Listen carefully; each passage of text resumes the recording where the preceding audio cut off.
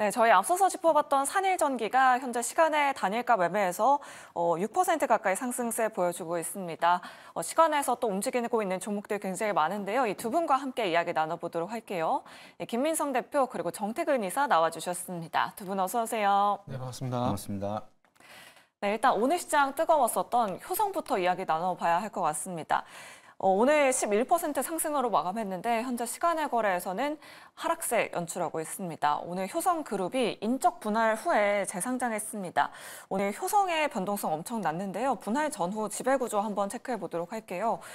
분할 전에는 주식회사 효성 아래에 효성 TNC부터 효성 중공업까지 다양하게 있었는데요. 이 두 형제가 나눠졌어요. 형인 조현준 회장, 주식회사 효성의 수장이고요. 효성 TNC부터 효성화학, 효성중공업 이렇게 이끌게 됩니다. 반면에 동생인 조현상 부회장은 효성 첨단 소재를 가져갔고요. 효성홀딩스부터 USA, 효성 도요타, 인포메이션 시스템을 이끌게 됐습니다. 자, 오늘 HS 효성은 하한가로 마감했는데 효성은 장중 변동성이 엄청 났습니다. 오늘 하한가 기록했다가 11% 상승으로 마감했습니다. 정태근 이사님께 먼저 여쭤보도록 할게요. 현재 효성이 시간에서도 2% 넘게 하락세 보여주고 있는데 오늘 장중 변동성이 굉장히 심했었는데 내일은 어떤 움직임 예상하세요? 이게 효성이 일단은 HS 말고 효성 맞죠? 네. 제가 다시 확인 좀 할게요. 효성 HS도 맞죠? 한번 짚어주시면 좋을 것 같아요. 네, 두 개 다. 저한테 왜 이러세요? 네.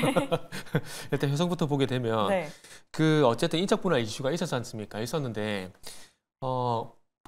이게 지금 이 현상을 가지고 좀 말씀을 드릴게요. 어쨌든 인적 분할을 하고 난 다음에 이제 11% 상승으로 마감이 됐는데 우리가 가끔 무상증자 하게 되면은 무상증자 권리약 효과라 그래가지고 무상증자 하고 난 다음에 급등하는 현상이 나오는 경우가 있잖아요. 그러니까 지금 효성 같은 경우는 그거 좀 유사하게 좀 보시면 된다라고 좀 말씀을 드리시면 이해가 될까요? 그래서 이거는 사업 내용과 별개로 인적 분할하고 난 다음에 가격적인 문제로 인해 가지고 이런 현상이 나온 거기 때문에 큰 의미를 안 두셔도 된다고 좀 말씀을 드리고 싶고 지금 시간에 걸해서 지금 2% 지금 호가가 마이너스 2% 호가가 잡히고 있거든요. 근데 사실 저는 개인적으로 시간에 걸해서 플러스 3%, 마이너스 3%까지 그렇게 신경을 전 잘 안 쓰는 편입니다. 보통 어떤 이슈가 있을 때는 5% 이상 급등이 나온다든지 아니면 급락이 나온 경우가 상당히 많거든요. 그리고 이제 물론 시간의 거래 6시까지이기 때문에 시간이 다 되긴 했지만 그럼에도 불구하고 일단 요 정도 변동성이면은 제가 봤을 때는 큰 의미를 안 두셔도 되지 않을까라고 좀 말씀을 드리고 싶어요. 그리고 시간의 거래 일단은 뉴스 좀 찾아봤는데 별다른 이슈는 없어요. 인적 분할에 따라서 이런 현상이 나오고 있는 것들이기 때문에 큰 의미를 두기에는 퍼센테이지가 그렇게 크진 않다라는 말씀을 좀 드려보고 싶고 그리고 이제 효성과 그리고 HS 효성이 좀 다른 모습을 보여줬는데 일단은 이건 지분 구조에 따라서 누가 더 어떤 실익이 있느냐. 그러니까 어차피 인적 분할하고 난 다음에 지수가 전환이 되는 거잖아요. 그래서 지수 전환 이슈에 따라서 어느 쪽이 좀 더 실익이 있느냐에 변화가 좀 나온 것 같아요. 근데 한가까지 갈 정도인가의 측면에서 봤을 때는 조금 이제 기술적으로, 그러니까 수급적으로 좀 과다라고는 생각을 하고 있어요. 네, 알겠습니다. 과연 내일 시장에서는 어떤 움직임 보여줄 수 있을지 효성그룹주의 주가 움직임 계속해서 체크해 보시면 좋을 것 같습니다. 다음으로 시간의 단일가 매매에서 현재 냉동김밥 관련주들이 움직임 보여주고 있습니다. 우양이 오늘 시장에서도 3% 넘게 상승했는데 시간에서도 4% 가까이 상승해주고 있습니다. 김민성 대표님께 여쭤보도록 할게요. AGF라는 기업의 IPO 소식이 있더라고요. 그것 때문일까요? 네, 아무래도 그런 이슈들도 대외적으로 좀 필요할 거라고 생각하고, 모멘텀이 좀 붙었을 거라고 생각을 하고 있는데, 그것도 그렇지만 좀 우양 차트를 보시게 되면 그동안에 좀 많이 하락을 했습니다. 그래서 그 부분에 대해서 좀 기술적 반등이라든지 기대감 좀 이어지고 있다라고 좀 보고 있고요.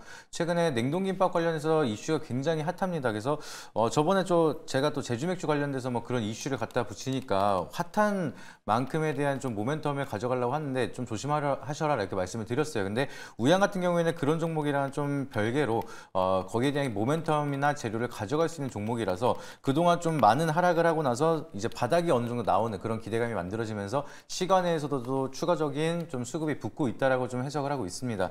그리고 또 중요한 게 12 발행했던 이제 전환사채들이 평단가가 3,000원 미만이었는데 2,900원대였는데 그게 이제 만기 전 취득으로 다 가져갔습니다. 그래서 오버행 리스크를 좀 우리가 우려했던 우려감이 해소를 되는 그런 모습까지 만들어지다 보니까 지금 전환사채 같은 경우에는 지금 거의 지금 팔아도 2배가량 수익을 낼 수 있는 그런 구간인데도 불구하고 다시 한번 만기 전 취득으로 됐습니다. 그래서 거기에 대한 오버행 리스크가 사라졌기 때문에 주가가 여기서 추가적으로 상승을 하더라도 상승에 대한 부담 리스크는 좀 해소가 된 부분이라고 우리가 생각을 하면서 대응을 할 수가 있기 때문에 그동안 좀 조정을 받았던 주가가 다시 한번 좀 투심이 회복이 될 수 있는 구간이 아닐까 이렇게 좀 생각을 하고 있고요. 오늘 또 주가가 반등이 나왔던 건 아무래도 코스닥이 간만에 또 기관이랑 외국인이 매수를 하면서 증시 자체도 좀 전반적으로 좋은 분위기가 이어지다 보니까 좀 바닥에 대한 기대감이 나타나지 않을까 하면서 저가 매수세가 좀 들어오는 모습이 나타났다라고 좀 해석을 하고 있습니다. 그래서 그 부분을 보시게 되면은 제가 봤을 때는 지수는 또 여기서 좀 상승 모멘텀이 좀 이어갈 거라고 좀 생각을 하고 있기 때문에 우양 같은 경우에는 지금 시간의 분위기 좀 이어서 그래도 이번 주는 좀 바닥을 찍고 올라가는 흐름 이어지지 않을까 좀 긍정적으로 바라보고 있는 종목입니다. 네, 알겠습니다. 현재 시간의 거래에서 우양 상승세 보여주고 있고요.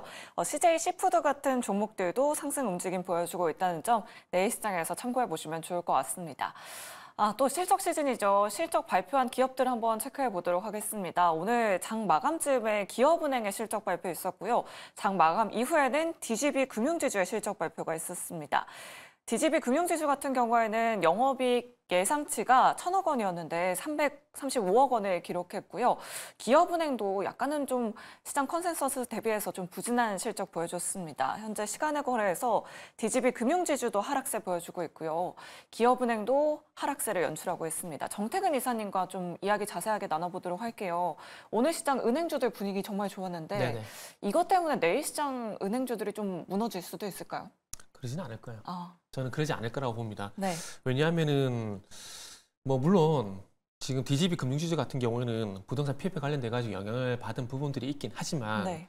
만약에 이게 영향이었다면 오늘 시장에서 은행주들이 전반적으로 안 좋았었다고 보는 게 맞다라고 생각을 합니다. 그런데 이게 지금 소위 말하는 4대 금융지사 있잖아요. 이 회사들 같은 경우는 이미 작년 하반기, 올해 1분기 다 털어냈습니다. 다 털어낸 상황이고 DGB가 그렇지 못하다 보니까 현상이 좀 나오는 것들이거든요. 그렇기 때문에 이거는 금융지사 중심이었던 은행주 전체적인 어떤 영향이라기보다는 DGB 금융지주의 어떤 제한적인 이슈라 좀 보시는 게 맞을 거라 생각이 좀 들어요. 그리고 지난주 금요일 그리고 오늘 보시면 아시겠지만 은행주가 상당히 강하거든요. 지난주에 그 2024 세법 개정안이 발표가 되게 되면서 그 영향으로 해서 다시 한번 또 밸류 관련된 모멘텀이 좀 부각이 되고 있어요. 그렇기 때문에 PF보다는 밸류 쪽으로 좀 집중하시는 게 좋지 않을까 생각을 하고 있고요. 그리고 항상 종목을 보실 때 이렇게 보시면 될 것 같아요. 저는 이슈의 우선순위라 좀 표현을 하고 있는데 어떤 내가 관심 있던 어떤 섹터라든지 업종이라든지 종목이 많은 이슈들이 있습니다. 많은 이슈들인데 어떤 이슈에 영향을 받느냐. 그냥 간단하게 나누게 되면은 좋은 이슈에 영향을 받느냐, 나쁜 이슈에 영향을 받느냐. 그것만 판단을 하시면 될 것 같아요. 그래서 이걸 가지고 다시 한번 DGB 금융지주 그리고 은행주를 보게 된다라면은 만약에 안 좋은 이슈, 부동산 PF에 만약에 영향을 받았다라면은 오늘 금융시장 전반적으로 분위기가 좋지 않았을 겁니다. 그런데 오늘 전반적으로 금융주 분위기가 괜찮았다는 것들은 PF보다는 지난주 발표된 세법 개정안 이 영향을 좀 받게 되면서 이제 밸류 모멘텀이 조금 더 긍정적으로 작용이 되고 있기 때문에 이런 현상이 나온다고 보시면 될 것 같아요. 그렇기 때문에 크게 걱정하실 필요는 없다라고 좀 판단이 들고 이번 주 같은 경우는 밸류 관련된 종목들 한번 추가적으로 관심 한번 가져보시는 것도 좋을 것 같다 이렇게 말씀드리도록 하겠습니다. 네, 알겠습니다. 은행주들 지속적인 관심 가능하다라고 이렇게 말씀드려봤습니다. 이렇게 실적 나온 기업들 한번 체크해봤고요. 시간의 거래에서 현재 비만 치료제 관련주들이 다시 한번 움직임 보여주고 있습니다. 오늘 급락세 보여줬던 종목 많았는데요. 대표님께 여쭤보도록 할게요. 네. 대봉 LS가 지금 시간에서 6% 넘게 상승하고 있거든요. 네. 오늘 정규장에서는 급락했는데 다시 한번 봐도 될까요? 네, 저는 계속 봐도 된다라고 좀 생각을 하고 있습니다. 오늘 하락을 한 게 오히려 좀 이해가 안 될 정도로 이렇게 좀 악재가 없이 증시도 좋은데 바이오에서 특히나 비만 치료제 쪽으로 좀 하락이 나타났던 게 조금 이상하다라고 싶었는데 제가 봤을 때는 차익 매물이 좀 나타나기도 하면서 개인들에 대한 물량을 좀 가져가기 위한 그런 좀 의도적인 인위적인 하락세가 있었지 않았을까 좀 이렇게 생각을 하고 있습니다. 그래서 차트를 잠깐 띄워주시게 되면은 대봉 LS라든지 인벤티지레 최근에 비만 치료제로 강한 모멘텀을 가져갔던 종목들인데요. 이제 인벤티지 랩 같은 경우에는 이유 없이 10%가량 하락을 했고요. 그리고 대봉 LS 같은 경우에는 이제 마이너스 8%가량 조정을 받았는데 시간에서 그나마 이제 대봉 LS 같은 경우에는 조금 반등이 나오고 있지만 인벤티지 랩 같은 경우에는 아직 조용한 흐름이 보여주고 있습니다. 근데 제가 볼 때는 이제 비만 치료제에 대한 모멘텀 이제 계속해서 강하게 상승을 할 거니까 이렇게 조정을 주는 구간에 너무 겁먹지 말라고 말씀을 드리고 싶고요. 우리가 또 이제 긍정적으로 볼 수가 있는 게 비만 치료제에 대한 모멘텀 시장 규모 파이 굉장히 크다. 180조가 넘어간다. 앞으로도 그 이상으로 높아진다라고 계속해서 말씀을 드리고 있는데 또 이번에 해리스 트레이드라고 얘기가 나오고 있습니다. 그래서 해리스 부통령에 대한 이제 대선 후보가 나타나기 시작을 하면서 거기에 대한 테마주로도 많이 움직이고 있는데 신기하게도 마리화나 관련주랑 이제 비만 치료제 관련주랑 겹치는 종목들이 굉장히 많습니다. 그래서 그런 부분을 참고하시게 되면 지금 뭐 비만 치료제에 대한 실적 모멘텀도 굉장히 좋은데 해리스 테마에 대한 재료 모멘텀도 충분히 가져갈 수 있는 산업들이 많기 때문에 그런 점을 보시게 되면은 이유 없이 급락이 나타나는 것은 오히려 우리가 저가에 대한 매수세가 또 기회가 나타나는 거다. 좀 이렇게 좀 바라보고 있어서 그 부분 참고하셔서 대응하시면 된다고 말씀을 드리도록 하겠습니다. 네, 알겠습니다. 이렇게 비만 치료제 관련주들까지 시간에서 움직이고 있는 종목들 체크해봤습니다. 내일 시장에서 참고해보시면 좋을 것 같고요.